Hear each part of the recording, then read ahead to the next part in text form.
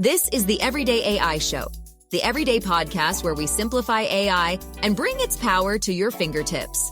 Listen daily for practical advice to boost your career, business, and everyday life. Will OpenAI run away in the large language model race in 2025? Or has Google already caught them? Or maybe Anthropic Claude will wake up from its late 2024 nap of not too many updates and come back and retake all of the spotlight. We're going to be talking about that today and a lot more on Everyday AI. What's going on, y'all? My name is Jordan Wilson, and welcome to Everyday AI. Before we get started, have to give a quick shout out to our partners at Microsoft. So why should you listen to the WorkLab podcast from Microsoft? Because it's the place to find research-backed insights to guide your org's AI transformation. Tune in now to learn how shifting your mindset can help you grasp the full potential of AI. That's WORKLAB, no spaces, available wherever you get your podcasts. Another place you can get your podcasts, well, right here, but our website. If you're new here, thank you for tuning in. My name is Jordan Wilson. This is Everyday AI. We do this every day. This is your daily live stream podcast and free daily newsletter, helping us all learn and leverage generative AI to grow your companies and your career. So you could spend, hours a day trying to keep up, trying to see what it all means, or you could let us do that. Tune in every day, subscribe on the podcast, and go to our website, youreverydayai.com. On there, it's like a free generative AI university, hundreds of episodes. You can go back, watch them, listen to them, read all the important insights on our website, all for free. So that's your new home away from home. So make sure you go check that out. All right, before we get started, now I'm excited today to talk about the large language model race in 2025. Not quite a prediction show. Going to have that coming for y'all in 2 weeks. Been spending like dozens of hours on that one.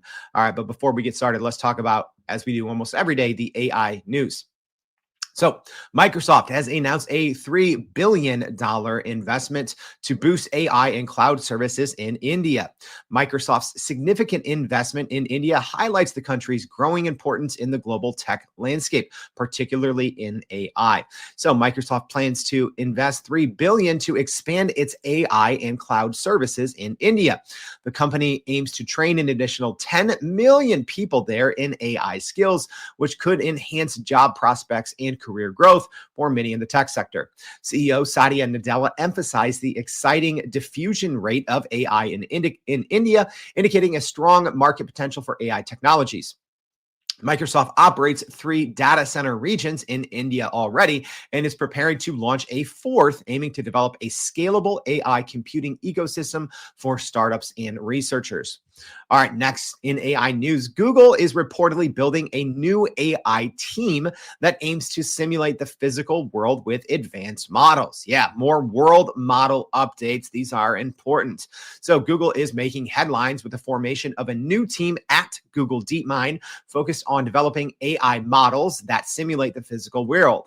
Here's why it's pretty noteworthy. Well, this person leading it, former OpenAI employee. So Tim Brooks, formerly a co-lead on OpenAI's video generator Sora, will lead the new team, which aims to tackle quote unquote critical new problems in AI modeling. The team will collaborate with existing projects such as Google's Gemini, Veo, and Genie, enhancing capabilities in image analysis, text generation, and video production.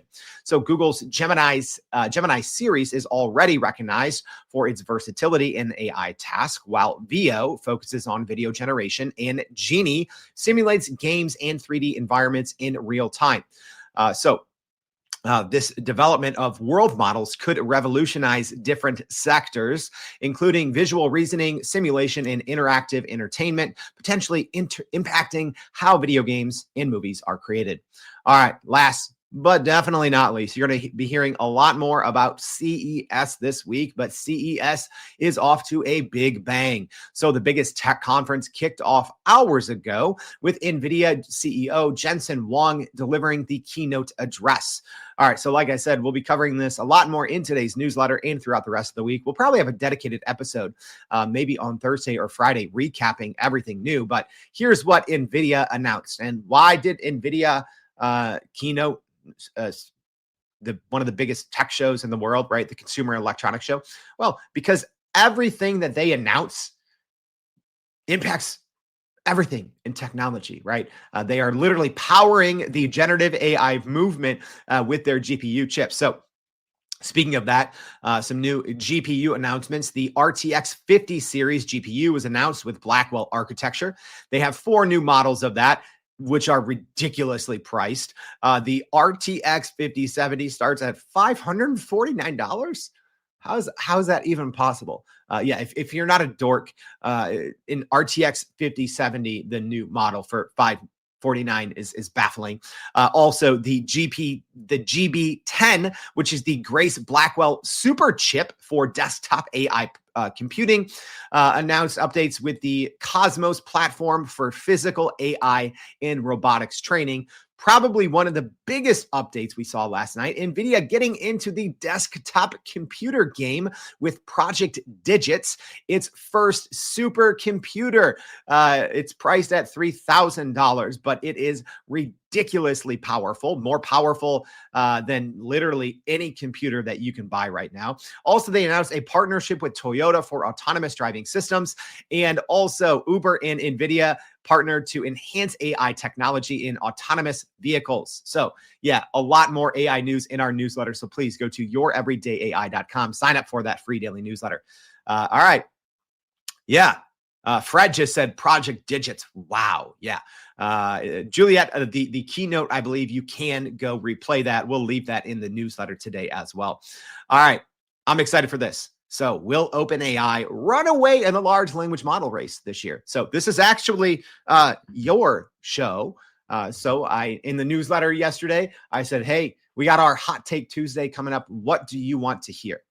So if you are a longtime listener of the podcast, I literally started this thing for you guys, right? I noticed that when I was trying to learn more about generative AI like 4 or 5 years ago, I noticed it was only for highly technical people. So I wanted to create something that's for all of us. So sometimes in the newsletter, I'm like, yo, what do you guys want to hear tomorrow? I'll stay up all night putting together a show just for you guys. So this is technically a user request. All right, but let's talk about it. So right now, I'm really just focusing on OpenAI, Google, and Anthropic for this, who's going to run away with it episode. Here's why.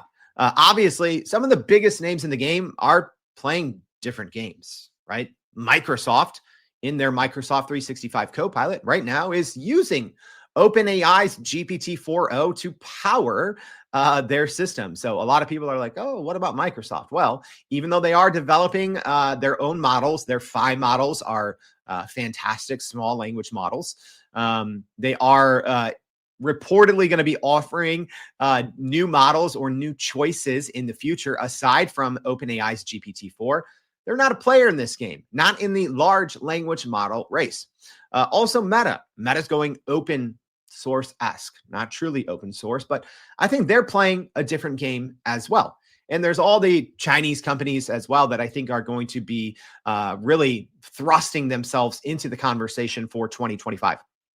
And like I said, we'll have our whole 2025 prediction shows. I think we're going to break it up this year in a couple of weeks. But this is just about the large language model race. Who is going to win it? Well, first, let me start by saying, why does this matter? Well, you probably are using large language models every day if you're listening to this show. That's why it matters, right? Probably in every aspect of your business, your company, your career, your personal life, you're probably using AI a ton. So this kind of frontier model race, right? It impacts us all, right? And even if you are not a huge large language model user right now, probably there's thousands of name brand pieces of software out there that you probably don't even know are leveraging these technologies, right? So that's the other thing. At least when we talk about the quote unquote big three here with Google, OpenAI, and Anthropic, their APIs or their backends are powering just about everything. There's very few enterprise softwares right now that are not using AI, that are not using large language models. And in most cases, in the overwhelming majority of the time, they're using one of these three models. So even if you're not logging into the front end of these tools, you're probably benefiting from them, right? They're starting to seep into every aspect of our daily lives. That's why this race, this large language model race, is incredibly important. All right, live stream audience, let me know, who do you think is going to win this race? All right. So is it going to be A, OpenAI? Is it going to be B, Google? Is it going to be C, Anthropic? Might it be D, Meta? Or you can leave E, other, in the comments. I'm curious what everyone else thinks, right? Part of this, doing this everyday AI thing together with you all, is learning from you. Right. I come at it from my perspective. I'm lucky enough to spend the majority, or maybe dorky enough to spend the majority of my day playing with large language models, testing new features, helping large enterprise companies. Right. People are always like, "Oh, Jordan, how does this everyday AI thing, make money?" Well, we're lucky enough to have great sponsors and partners like Microsoft, but enterprise companies hire us, right? And they're like, hey, Jordan and team, we have 5,000 employees or 500 employees that need to learn ChatGPT, or we need to learn Microsoft Copilot, and then we go help them. So, I'm lucky enough to be able to interview people from these companies, but also help enterprise organizations and small and medium-sized businesses actually learn these. But I want to learn from you guys. So yeah, a lot of people here so far saying, Marie said A, Kathleen said A, which is OpenAI in a landslide. Fred is team Google. Douglas says OpenAI and Microsoft. Jackie says it's a two-horse race here between OpenAI and Google. A lot of people, no single votes for Anthropic. That's interesting. It's interesting, right? Depending on where you look, where you read, you would think Anthropic is the only large language model out there, right? I think people on Twitter, for whatever reason, are very, very bullish on Anthropic, right? Like you would literally think no other large language model exists. So that's why I like asking you all. But let's go ahead and talk about it. And I want to give you 3 reasons. All right. Yeah, this is Hot Take Tuesday. I'm going to accidentally go on a rant. I'm going to, keep Fred on the treadmill longer than normal. Sorry, or if you're walking your dog. All right. But I'm going to give you 3 reasons why OpenAI might win this race and why they might not. And at the end, I'm going to give you my honest take, who is going to win this. And again, let me remind you of the importance. Your company is probably making long-term, maybe 6, 7, 8-figure financial decisions on what large language model to use, whether you're using it on the front end in a team or an enterprise account, or maybe you're building something on the back end with the API. There's a good chance your company is making major investments in large language models and how you use that to change knowledge work. So keep that in mind. I always like to reframe this and tell you why it's important. So let's start with reasons OpenAI might not win the large language model race. Yeah. You might be curious on this one because you're like, Jordan, you talk about OpenAI all the time. Well, yeah, it is. OpenAI is the company that's technically started the generative AI wave. Yes, the transformer technology in GPT originated with researchers at Google, but OpenAI in November 2022 technically started this whole generative AI race with its AI chatbot ChatGPT, even though there had been many different large language models available for developers prior to that. But reason number 1, they might not win the race, even though they kind of started it. is because I think the race is going to make way for reasoning and agentic models. Or in other words, the way that we look at this race, right? Like who's winning? We look at benchmarks, right? We look at things like MMLU or MMLU Pro or human eval, right? We look at all these dorky benchmarks. But then we also look at head-to-head scores, right? So probably the most popular one out there is the LM Arena or the Chatbot Arena, previously under the Hugging Face umbrella, but now it kind of has its own domain. So this is where millions of users have gone on and they put a single prompt in, and then they get two outputs, and then they judge which one is better. All right. And that gives us what's called an ELO score. So think of it like, how they had the blind taste test for, Pepsi and Coke. That's kind of what this is. There's dozens of frontier models that go head to head, blind scores. The top model, the model that wins the most, essentially gets the most points. I think in 2025, these big companies are going to care less. I think in 2023, benchmarks and ELO scores largely drove the conversation. And it actually, I think, just these two metrics influenced decision makers on which model they should try. And I think part of it, rightfully so, right? Because when you looked at capabilities, again, up until the latter part of 2024, these two benchmarks, these two metrics alone, right? The Chatbot Arena and benchmarks, that told the whole story, right? And that's what companies race toward. I don't think it's going to be like that as much in 2025. I think companies like OpenAI are going to stop caring less. And you can't say that they didn't care, right? Because what you would see anytime one of these companies, released a model and then they, were kind of crowned the top of the Chatbot Arena board, literally you had a day later, other company would release an update to their model that they'd been sitting on because they're like, oh, we got overtaken on the top of the Chatbot Arena board, right? So you can't say that this wasn't a driving factor for releases in 2023, 2024. It was, but I think in 2025, we're going to be talking much, much more about business value, right?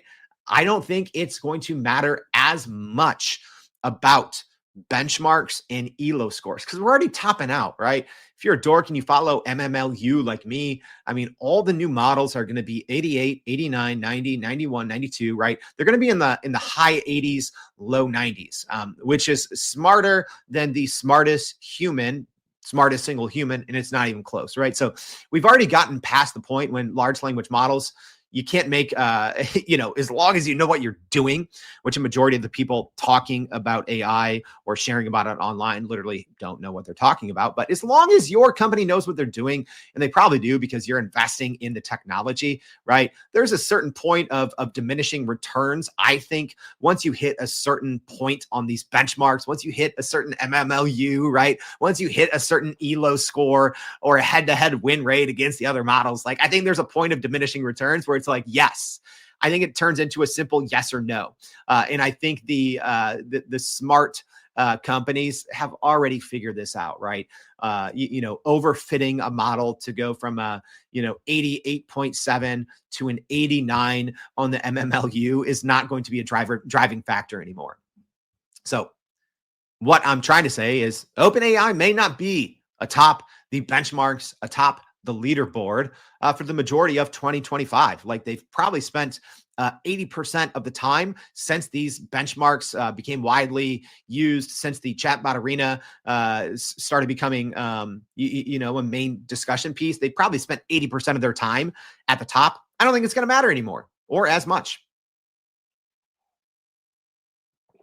All right. Fred said people do keep leaving OpenAI. That's the truth. All right, let's keep going because OpenAI still has their old model, quote unquote old, right? GPT-4o, which was announced in May. It is still batting at the top of these like chatbot arena boards, which is another reason why I think they might not technically win the race. I think the race is just going to be redefined, right? In terms of how we measure the large language model race. I think it's going to be more about creating business value than it was about these other things. So reason number 2, OpenAI might not win the race. ChatGPT search is seriously flawed. Seriously. Okay. So without going into too much of a side tangent, most large language models, aside from Claude, for whatever reason, are not connected to the internet. All right. So that is problematic. So internet connectivity is a huge part, at least, of using these models on the front end, because in many cases, the training data, right? So essentially, think of large language models. There's a training cutoff, right? So you have all these smart researchers. They gobble up all the information on the internet. A lot of it copyrighted, right? They have smart humans train these models and then release it to us all. And there's usually a knowledge cutoff, but that knowledge cutoff is generally somewhere from 9 months to 18 months in the past, right? And most things you're working on, you need up-to-date information. So a large language model's ability to connect to the web is huge. All right. So previously, OpenAI used, they had a feature called Browse with Bing. All right. And then I believe it was late, we'll just say October, November of 2024, OpenAI rolled out ChatGPT search. So from a UI, UX, right? So from a user interface, user experience perspective, there's great things, right? It's bringing aspects of Google Map. It's bringing these rich snippets, right? ChatGPT search. They're still using, as far as we know, the Microsoft Bing technology somewhat on the back end. They haven't really described it a lot, but ChatGPT search is how OpenAI and how ChatGPT stays connected to real-time, up-to-date information past its knowledge cutoff. It's seriously flawed, though. Browse with Bing to not have these problems. And I think this is important to talk about. I always keep saying like, oh, maybe I'll have a dedicated show on this, but I know at any time OpenAI could just fix this. They have to know it's a problem. Here's what's seriously flawed right now. Yes, it's great. You can ask ChatGPT, what's going on this weekend in Chicago, the city I live in, right? It'll give you this nice Google-esque like search results, right? With rich snippets, lists, little photos, nice to use, right? Now we're seeing rollouts on mobile that give you essentially map results, right? Very nice and intuitive to use. However, iterative prompting is broken when you are using ChatGPT search. Okay, so there's a little globe icon. Sometimes ChatGPT will use this feature or call this tool on its own, even if you don't call to it. But so much of using a large language model is what happens after the first prompt, right? It is the iterative nature. It is going back and forth, right? It's going like, as an example, our prime prompt polish, our PPP method. It's not just putting in one giant prompt. It's having a conversation. It's going back and forth after your first response. For whatever reason, since it came out, ChatGPT search, it gets stuck in a loop, right? You can't really iterate or build upon a result. I don't know why. It's been broken for many months. And that's concerning when a feature that big, not 100% of the time, but a good chunk of the time, it gets stuck in a loop. So let's say if you ask, as an example, what's the biggest AI news, right? And then ChatGPT is going to use ChatGPT search because it knows it needs real up-to-date information for that. It might spit out some trends, right? And then you go back and you refine it and you say, no, please give me the top AI news for January 2025. Guess what? It's going to, in most cases, spit back the exact same response. I don't know why OpenAI hasn't fixed this. It's a little concerning because there's hundreds of millions of people using ChatGPT and ChatGPT search. It's concerning that they haven't fixed this. I know I'm not the only one complaining about it, but I've been complaining about it pretty loudly. But that's a reason they might not win. The fact that they haven't fixed this yet, and it has been a terrible user experience for multiple months. I get it. December, they shipped like 2 years worth of features and updates, but it looks like ChatGPT search just got glazed over, right? The core functionality, because at its core, it is broken. If you compare it to Browse with Bing, which after the Browse with Bing updates of the latter part of 2024, it was essentially a Perplexity Lite already. All right. Reason number 3, OpenAI might not win the large language model race. Well, they're burning cash, right? And they're facing an increase. This is all reportedly, right? Reportedly, OpenAI lost billions of dollars in 2025, or sorry, in 2024. So according to reports, OpenAI experienced a $5 billion loss in 2024. So that's another reason why OpenAI might not win the large language model race. They're burning cash, right? Reportedly. And they need to turn a profit. They did just release their new and more expensive Pro plan. That's $200 a month. OpenAI CEO Sam Altman did go on Twitter and say, oh, we're actually losing money on this, right? So I'm sure investors weren't thrilled to see that tweet, which led to a lot of news and media coverage on, hey, OpenAI is losing more money. So one reason they might not win it is because the advancements that they might want to be working on from a large language model perspective might not be getting the resources that it needs. They're losing key people, like we talked about at the beginning of this show. You know, Google's new AI team, and now they have Tim Brooks, formerly a co-lead on their video generator Sora. So they're burning cash, right? They're reportedly losing money. And that might, I mean, between that and their increased, at least from an external perspective, their increased focus on AGI, on ASI, so artificial general intelligence, artificial superintelligence, right? Their increased external focus on this could, in theory, keep them from their internal daily driver, which is improving their 2 classes of models, right? So they have their GPT class of models. So we have GPT-4o, and then they have their reasoning class of models, the O1, so O1, O1 Mini, O1 Pro, and then you have your O3, which may or may not get released in 2025. We'll see. But they could lose their focus on actual large language models, chasing agentic AI, chasing AGI, chasing artificial super intelligence. So it could keep them from that day-to-day race. All right. Before we get into the 3 reasons I think they might still win the large language model race, let me tell you a little bit more about Microsoft WorkLab. So why should you listen to the WorkLab podcast from Microsoft? Because it tackles your burning questions about AI at work, like how can I guide my org's AI transformation? How can AI help maximize value and create new products and business models?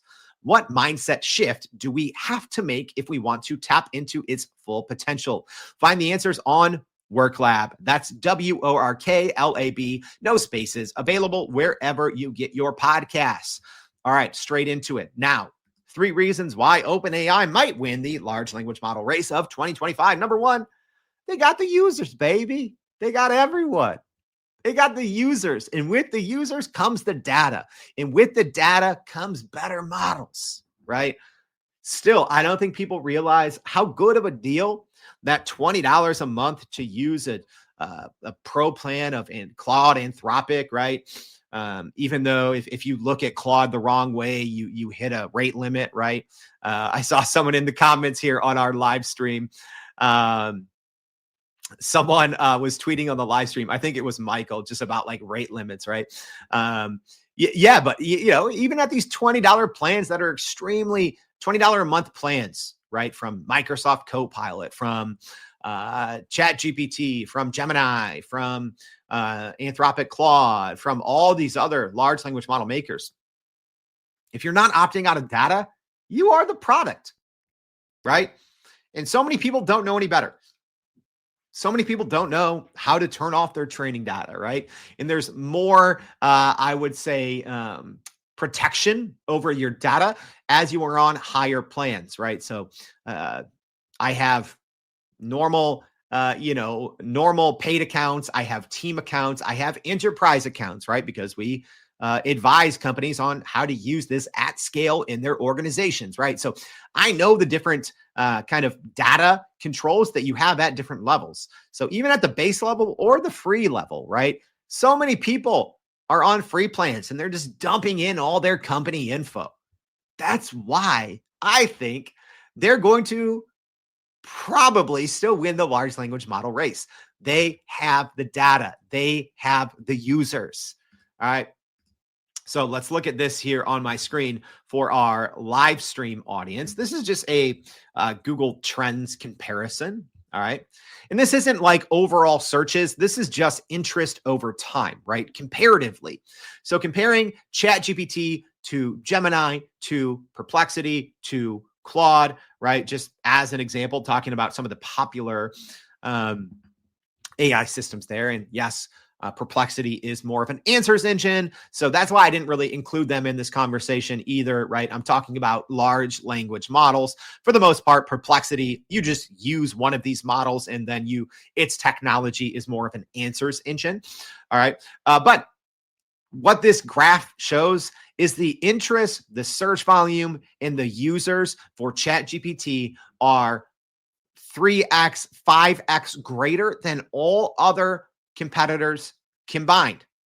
It is not even close.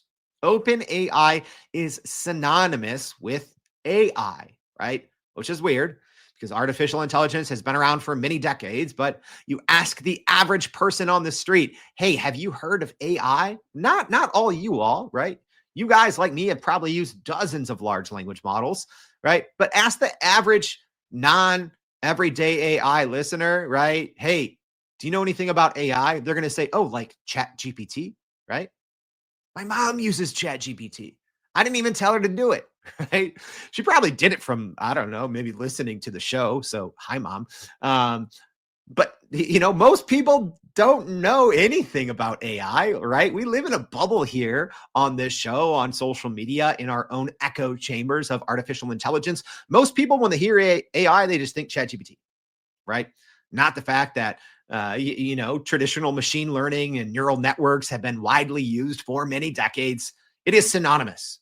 That is one of the benefits of OpenAI's go-to-market strategy. They made a huge splash. I think, at the end of November 2022, it became especially heightened. We were still, kind of in this COVID phase, right? People were spending more time indoors using technology, right? More people were working at home, and it just came at the perfect time and it blew up. But they have more users, more interest, more name brand recognition than everyone else combined, and it is not even close. More users, more data means you're probably going to win. All right, let's keep it going. I'm going to wrap this one up. Try to go quickly. Reason number 2, they might win. Good question here. Actually, Cecilia saying, doesn't Google inherently have the potential users? Kind of, right? Yes, Google has hundreds of millions of users of their technology. What people don't know is you have to be on a paid plan, right? So it's an additional add-on right now, right? Gemini. Or if you are on a Gmail plan, you can use Gemini for free. But for the most part, it is extremely hard to use Gemini on the front end. It is hard for organizations to roll this out, right? You have to have literally like a degree sometimes in order to give your organization a pro version of Gemini. So yes, I do believe that Google will catch them eventually. But right now, in terms of active users, right, ChatGPT is blowing everyone else away. All right, reason number 2, OpenAI still might win the LLM race. They are the only front-end model with a reasoning model, projects, the internet access, code rendering, and tools. All right. Google Gemini is catching up. Their front end was essentially, the redheaded stepchild of AI until December of 2024. No offense against redheads, or if you are a stepchild, or if you are a redheaded stepchild. I'm just, using analogies here. Sorry. But they were large, like the front end of Gemini.google.com was largely ignored until December. Google tucked away all of its best technology inside developer platforms, inside of Google's AI Studio, inside of Vertex, and people don't know that.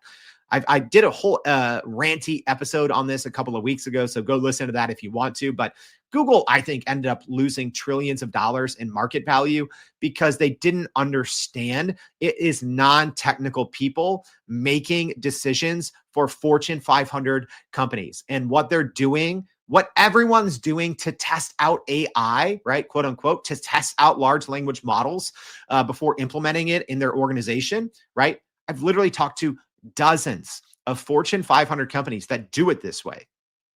Nothing wrong with it, right?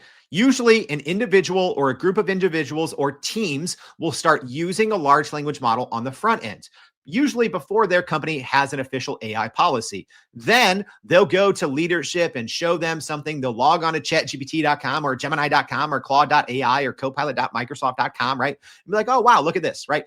What I'm saying is I won't say very rarely, but it's not commonplace that you have your technical people, your CTO, your CISOs, your CMOs doing these things on the back end. Front end is where decisions are made. And ChatGPT has a stranglehold on front end features. It's not close. Google Gemini catching up finally, but until 4 weeks ago, Google Gemini, was trash on the front end. They didn't put their most recent models. 5 months ago, it had a problem using Google, right? Yeah. Claude, great. I mean, Claude's great at some things. It's not connected to the internet. They don't have a reasoning model yet. So OpenAI is the only model that has everything. They have everything you need on the front end. Are there improvements to be made? Absolutely. Do other models excel in other areas where OpenAI doesn't? Yes, right? Google Gemini is technically has the better model, right? Right now by a thin margin, but they have a better model. Claude, their artifacts feature that you can render code, way better than OpenAI's Canvas, even though they're kind of two different things. So yes, these front ends for Google and Claude have advantages, but OpenAI has it all. All right. And just like we saw, OpenAI came out with projects, right? Which tells you, anything good that a competitor has on their front end, OpenAI is going to implement it, or it's probably already been in the works. All right. And I mean, we haven't even talked about what else might come to the front end of OpenAI, right? Hopefully we'll see an updated DALL-E, or maybe it'll just be Sora photo. Right now it's a different front end. Maybe we'll see Sora inside the ChatGPT interface. Maybe we'll see the new operator, which is the agentic system inside the ChatGPT interface. There's something that's been rumored called tasks, where you can schedule essentially prompts to run, right? So the front end interface is only improving. And I think for whatever reason, their two biggest competitors have been too slow, too stagnant in bringing features consumers want to the front end. All right.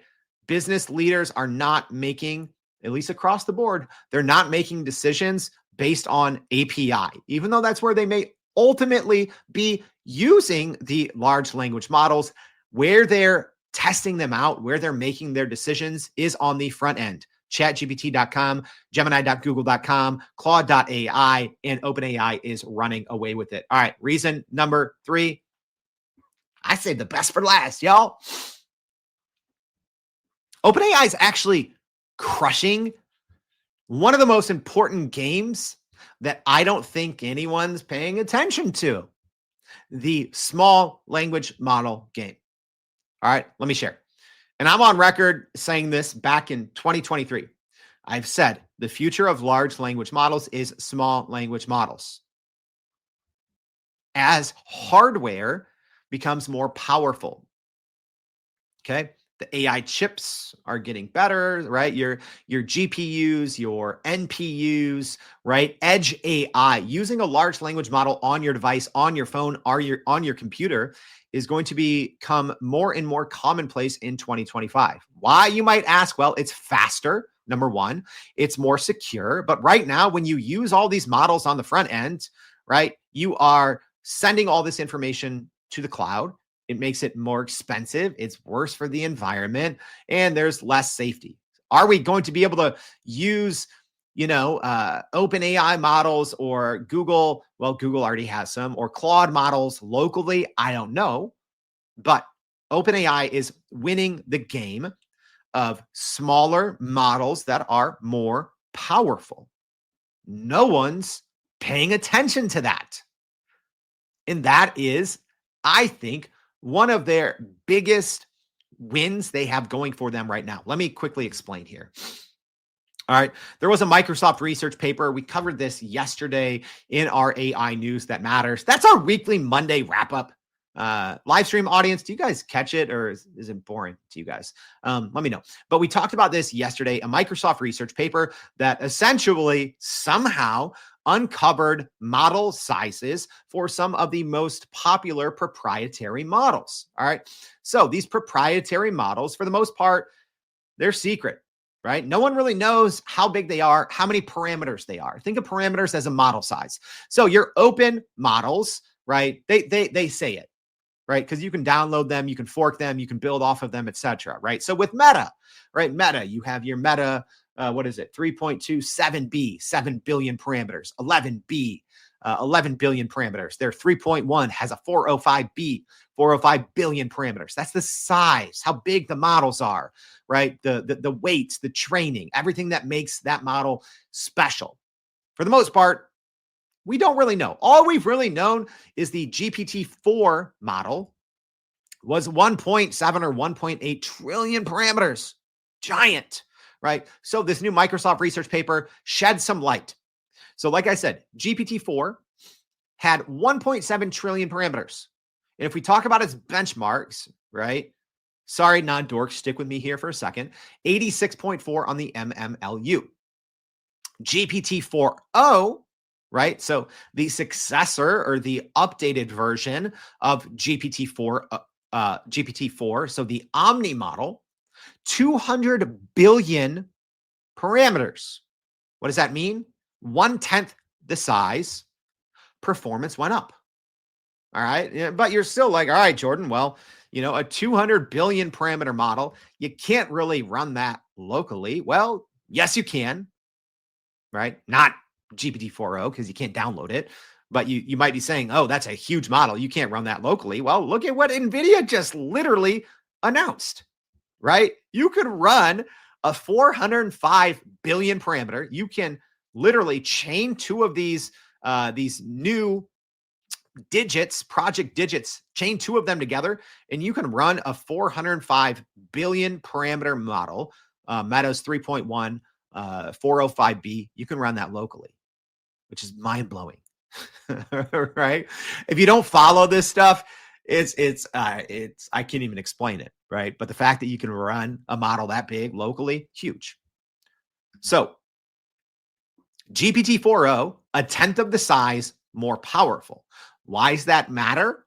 Well, look at their quote unquote small model, their small language model, GPT-4o mini, 8 billion parameters.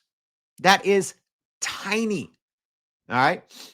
The next iteration of smartphones in 1 year, smartphones would be able to hold an 8 billion parameter large language model, right? Edge AI. Right now, usually most Edge AI smartphone kind of models are between 1 billion and 3 billion parameters. No one's doing this math since this study came out. Like, that was the first thing I saw. Maybe it's because I'm a dork, but I'm like, wait, GPT-4o is only 8 billion parameters? And it's still highly capable with an 82 on the MMLU, right? Think of an MMLU as, I know more people are looking at MMLU Pro or other benchmarks. I like MMLU. It's a nice standard that's been around for a long time. And you might think of it like, okay, that's a big drop off, right? To go from, an 88.7 in GPT-4o to an 82 with GPT-4o. It is an 8 billion parameter model. That is tiny. Let's look at some of the other models that are in that same size, at least that we know the parameters and we have an MMLU score for. Llama, the 3.2 11B. So a bigger model, technically, 73 MMLU. All right, Microsoft, 5.3. It's a 7 billion parameter model, 65 MMLU. All right, if you don't know anything about MMLU scores, right? They fight for a 0.1 percentage, right? Like when you're getting into the 88s, the 89s, like a 0.1, 0.2, 0.3 improvement is huge.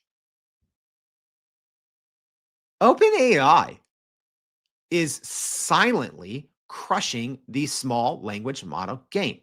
Why does that matter? One, I told you, edge AI, right? In theory, you would be able to run something like that locally. Who knows? Maybe OpenAI will allow that one day. Maybe that will lead to us actually having a state-of-the-art model on our devices, right? Who knows? Maybe the iPhone 18 might have GPT-5 mini on it running locally, which in terms of what that means for humans, what that means for society, what that means for work is crazy, because then there's really zero reason, right, for anyone in the world to be like, nah, our organization's not going to do this AI thing. They're silently crushing the small language model game. No one is paying attention. Why else does that matter aside from edge AI? Well, I believe in the future, we're going to be using thousands of small language models. I think your O1s, your O3s, these reasoning models, they're going to take, let's just say, a GPT-5o mini. Let's just say there's a GPT-5 5o mini. And let's say we have an O3. I believe the O3 is going to start taking the place of that reinforcement learning with human feedback, is going to become reinforcement learning with reasoning feedback. You are going to have these reasoning models fine tuning, right? And this is when we step into that line between AGI and ASI, right? But AI is going to be creating thousands of versions of these smaller models. I think we're going to have what's called a mixture of models. Make sure you tune into our 2025 prediction show in 2 weeks. I'm going to be talking about that, right? We had this thing called mixture of experts, and we have for a couple of years. I think we're going to have something called mixture of models. I think we're actually going to be using thousands of small language models. In all the large language model, the front model is going to do is congregate information and orchestrate the large language model to go out and do things. All right, I got a little dorky there at the end, y'all. But let me go ahead and end this way, all right? Because this was a long episode. Sorry if you're still on the treadmill. I gave you 3 reasons why OpenAI might not win the small language model race. I gave you 3 reasons they might. I asked the audience, who do you think is going to win? So let me wrap it up by saying this. Yes, OpenAI is going to win the large language model race in 2025. However, they actually have competition, because if you look at the 24 months from November 2022, when ChatGPT was released, until November 2024, right? 24, 25 months. It was a one-person race. It wasn't even close. Google, I think, had the best month in AI ever in December 2024. Not just from a large language model perspective, but generative AI, tons of features that I think are going to be useful and actually used. For the first 2 years, OpenAI was running by itself, yet they still innovated and they still, I'd say, dominated, right? There's a reason Microsoft, number one. Number two, Apple. There's a reason they chose OpenAI to power the future of their devices, of their technology, of their software, right? Apple and Microsoft are smart. They build their own models, yet they said, we're going to use OpenAI for a big part of our future. OpenAI did that they knew. If I'm Sam Altman, if I'm in leadership at OpenAI, I knew it was a one-pony race for 2 years. It's not anymore. So, yes, we're going to see OpenAI go in different directions. Yes, they may get sidetracked going after AGI, ASI, their operator agents, all these other things. But they know now. Google is on their toes. Poor Claude. Poor Claude.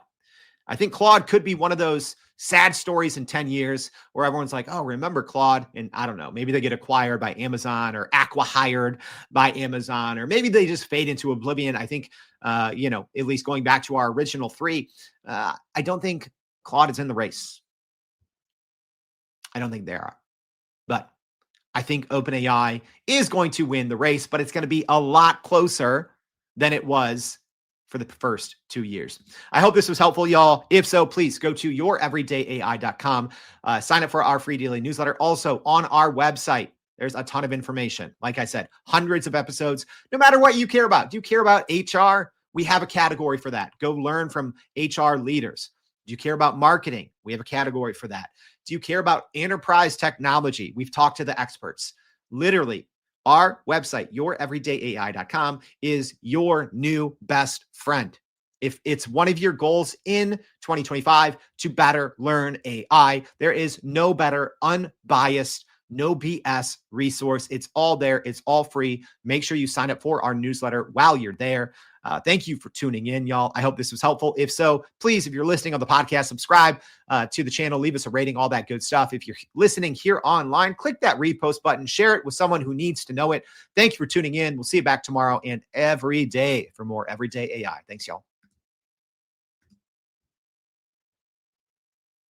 And that's a wrap for today's edition of Everyday AI. Thanks for joining us.